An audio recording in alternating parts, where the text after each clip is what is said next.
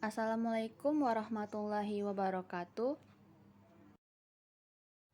Kami dari kelompok 1 beranggotakan Iis Endelta, Reva Anggraska, Pelti Wilayanti, Novantri Wulandari, Kartina, Azza Nabila Safitri, Dea Anastasia akan menjelaskan tentang konsep multimodal pada mata kuliah pembelajaran bahasa Indonesia yang diampu oleh Bapak Eko Kuntarto.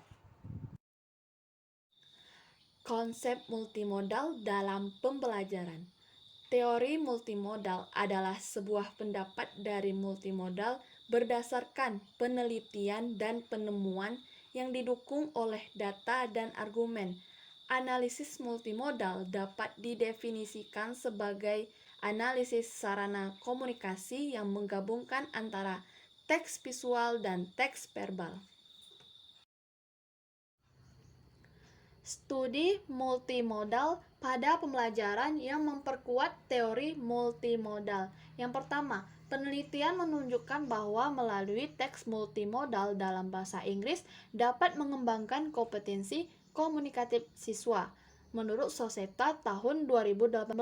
Yang kedua, analisis multimodal dibahas dengan menggunakan teori analisis teks verbal tentang Halliday. Metafungsi bahasa. Metafungsi bahasa terdiri dari 3. Yang pertama, fungsi ideasional yang terdiri dari eksperiensial atau pengalaman dan logika. Metafungsi eksperiensial mengekspresikan makna atau realitas pengalaman, sedangkan metafungsi logika merealisasikan makna logis atau realitas logis yang menghubungkan antar pengalaman tersebut. Yang kedua, fungsi interpersonal berfungsi mengkaji makna teks berdasarkan fungsi bahasa sebagai alat yang bisa dipertukarkan ketika seseorang berinteraksi dengan orang lain untuk mengkomunikasikan pengalaman yang dimilikinya. Dalam fungsi ini, bahasa berperan sebagai tindakan. Dan yang terakhir, fungsi tekstual, fungsi bahasa yang memfasilitasi kedua metafungsi, yaitu metafungsi ideasional dan metafungsi interpersonal untuk direalisasikan ke dalam teks. Sedangkan teks visual menggunakan analisis multimodal. Menurut Kress tahun 1996, 2006, Cheong tahun 2004. Yang ketiga, materi multimodal dan sastra dapat memperluas pemahaman budaya, pemahaman kontekstual, dialek, dan idiom. Menurut Kennedy tahun 2014. Yang keempat, analisis wacana multimodal berfokus pada bagaimana makna dibuat melalui penggunaan berbagai model komunikasi. Menurut Cheng dan Liu tahun 2014.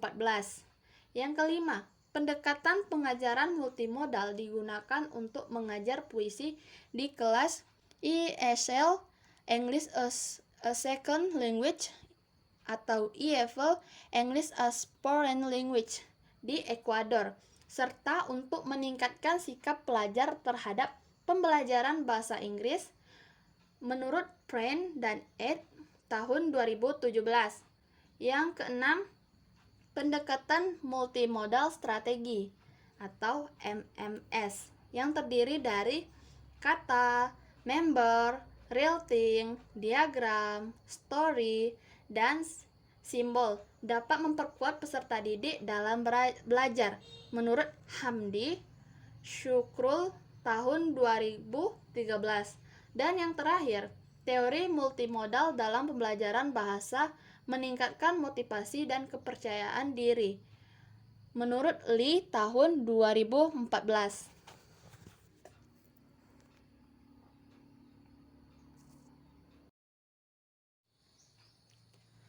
Pandangan multimodal dalam konstruktivisme. Konstruktivisme adalah filosofi pengetahuan konstruktif atau bentukan subjek itu sendiri. Menurut Piaget tahun 1971. Fokus teori konstruktivis adalah peserta didik dalam proses pembelajaran. Pembelajaran konstruktivisme merupakan pembelajaran yang bersifat generatif, yaitu tindakan menciptakan sesuatu makna dari apa yang dipelajari. Multimodal merupakan upaya untuk memahami berbagai cara representasi pengetahuan dan membuat makna, menurut Jewett dan Kress tahun 2003. Multimodal berfokus pada desain wacana dengan mempelajari kontribusi sumber-sumber semiotik yang terdiri dari bahasa, gerak, dan citra yang digunakan dalam berbagai modalitas yang terdiri dari audio, visual, dan fisik, serta interaksi dan integrasi dalam proses koherensi teks.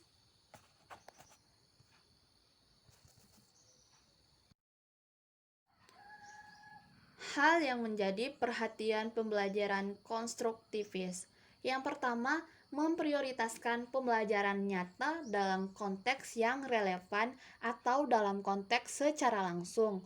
Yang kedua, mengutamakan proses. Pembelajaran mengutamakan proses bertujuan agar siswa lebih aktif untuk menemukan data dan informasi, mengamati, mencerna, menganalisis, bahkan dapat menarik sebuah kesimpulan. Yang ketiga, menanamkan pembelajaran dalam konteks pengalaman sosial. Yang terakhir, pembelajaran dilakukan untuk membangun pengalaman agar pembelajaran bisa bermakna bagi siswa. Dimensi literasi multimodal dalam pembelajaran terbagi menjadi dua. Yang pertama, dimensi literasi multimodal sebagai media yang terkait dengan prevalensi teks multimodal, khususnya teks multimedia yang diberikan oleh media digital, menekankan perlunya literasi untuk menghasilkan dan mengakses informasi, menurut Kress dan Lewin tahun 2001. Yang kedua, dimensi literasi multimodal sebagai pengalaman multisemiotik melibatkan pengakuan bahwa pengalaman belajar multisemiotik dan multimodal.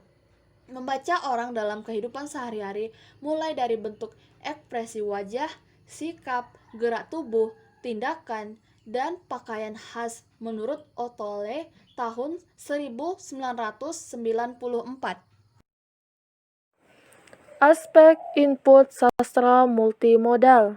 Dari berbagai perseptif literasi multimodal dalam teks multimodal dan pengalaman multisemiotik, input sastra multimodal memiliki dua aspek.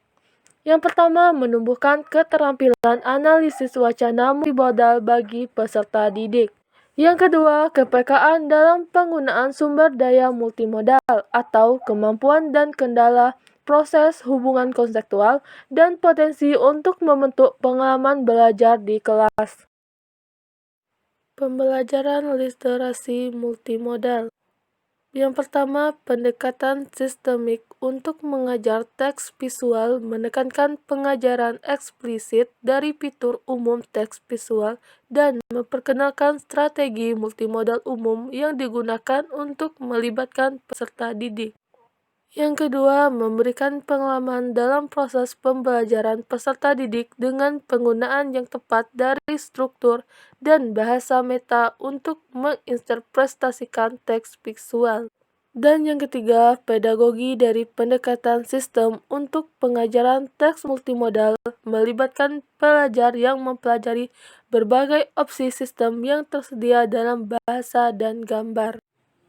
Kress memaparkan bahwa multimodal adalah teori yang terlihat di banyak modus yang berbeda yang digunakan orang untuk berkomunikasi satu sama lain dan untuk mengekspresikan diri. Penggunaan multimodal dapat dimanfaatkan pada saat proses pengembangan kemampuan literasi dalam pembelajaran bahasa dan sastra Indonesia.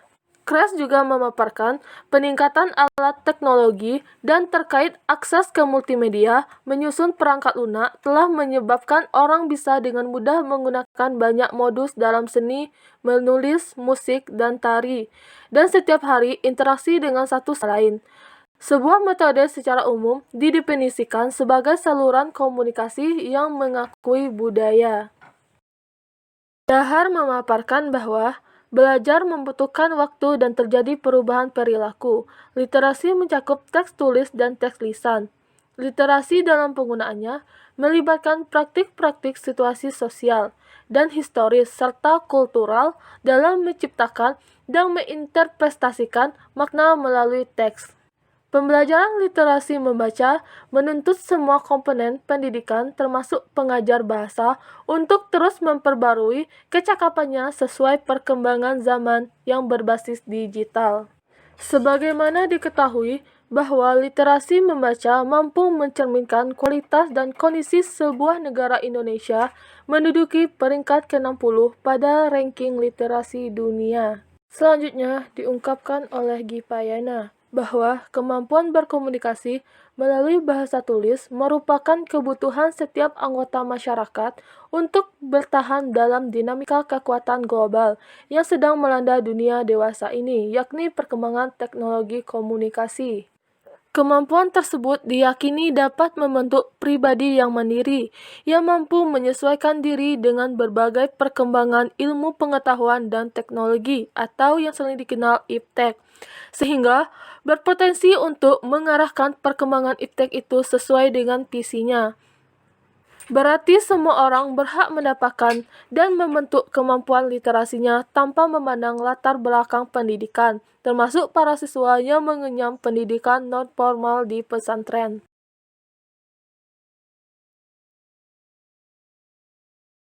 Faktor yang mempengaruhi ketertarikan para pelajar dalam menggunakan konten digital sebagai media pembelajaran. Menurut Sariman TP, Razak NA, dan Nur NF, ada 6 faktor yang mempengaruhi ketertarikan para pelajar dalam menggunakan konten digital sebagai media pembelajaran, yaitu: yang pertama, tipe informasi yang disajikan. Yang kedua, aspek yang mempengaruhi penggunaan konten digital. Yang ketiga, elemen multimodal. Yang keempat, alasan mengakses konten digital. Yang kelima, elemen interaktif dalam konten digital. Dan yang terakhir, tipe dari konten digital. Pada saat ini, pemerintah sedang gencar melaksanakan gerakan literasi membaca. Kemampuan literasi membaca dilakukan di berbagai kalangan, baik anak-anak, remaja, maupun dewasa. Tentu saja, hal tersebut disesuaikan dengan tahap usia dan tugas perkembangannya. Demikianlah presentasi dari kelompok kami. Lebih dan kurangnya kami mohon maaf. Wabillahi taufiq wal hidayah. Wassalamualaikum warahmatullahi wabarakatuh.